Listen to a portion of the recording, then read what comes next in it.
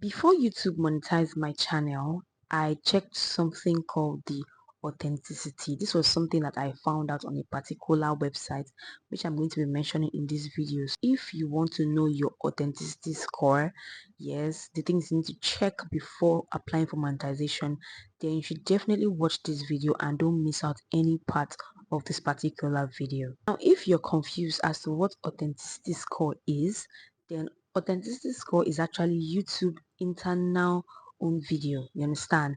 That is what they use to check how authentic your channel is, to know how original your content is, to know the voice, the uniqueness, the originality of the content, to see that yes, you did not pick this content from someone else's page and post it. And this is what YouTube does, and this one you cannot really find it like that. It's not easy to find your authenticity score, but don't worry, in this video I'll be taking you through the process as to how I was able to increase my authenticity score from 65% to 70 percentage. Wow, the first time I checked it I was not yet monetized, and I walked through the processes which I'm going to be mentioning here, and after I walked through that processes I increased my authenticity score to about 70 percentage, which was one of the things that also contributed to building my channel and getting it monetized to this point that it is. If you also want to know what it's all about,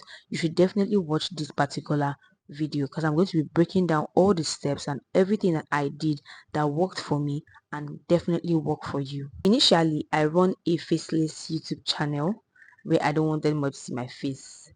But then when I tried applying for monetization, I got rejected over 4 times.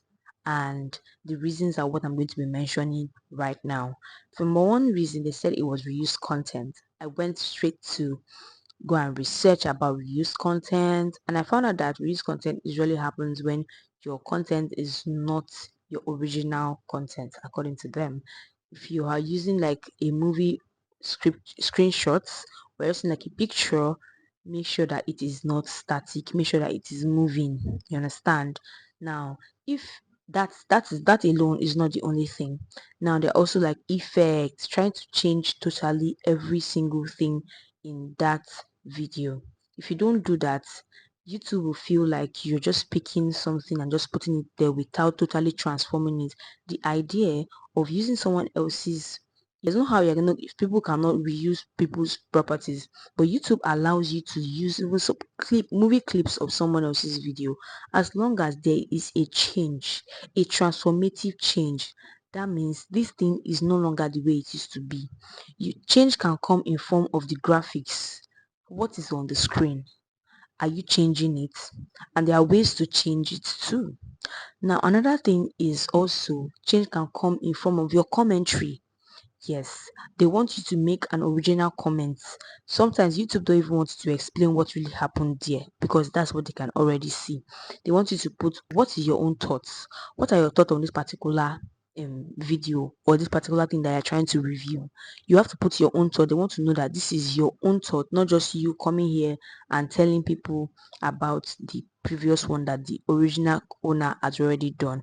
Now these are the things that contribute to someone having a reuse content, and this can literally flag or affect your channel.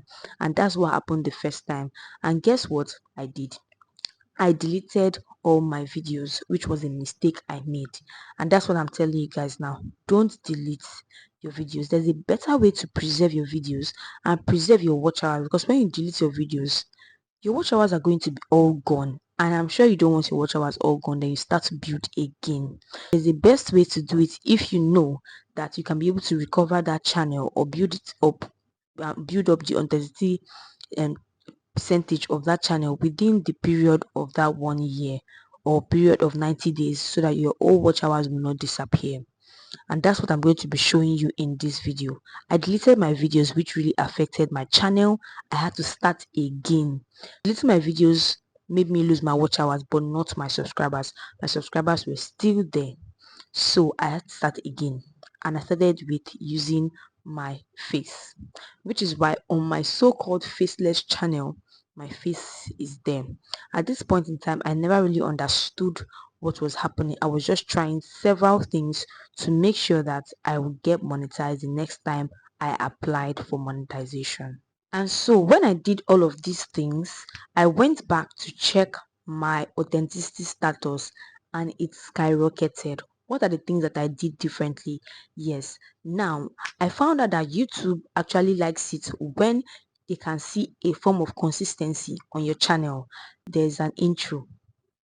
As very little as that is, when YouTube scans through your whole channel and see that there's a consistent intro, that means this is the original of this person, this is the person's own identity. Now that intro is what will stick with you and say YouTube say this is this person's own identity. Intro is the number one. Next one, I made sure that I used voiceovers. I was using voiceovers, but this time I did not just explain it, I shared my own thoughts about it. Then when I was using my screenshots, I made sure that it was not just static, it was movable. And then I went to go and edit my For You page. There's something called the For You page which we need to learn how to edit. I went to go and edit it and I put all the things that I needed to put in that For You page. I created my own. So whenever you come to my channel, you first of all see the channel trailer. Yes, so the channel trailer is what the channel is all about. I put it there. Then I put my long form views. That's about 8 minutes long.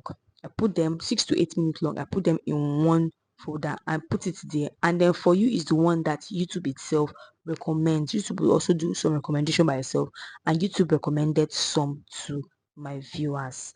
Now when they were reviewing it, after all of this, I went back to check in this particular website and I found it there. I saw my authenticity status move from 65% to 70%. And I before that I already checked one channel that does exactly the same thing I do, but this one they didn't really use their face, so they were really faceless.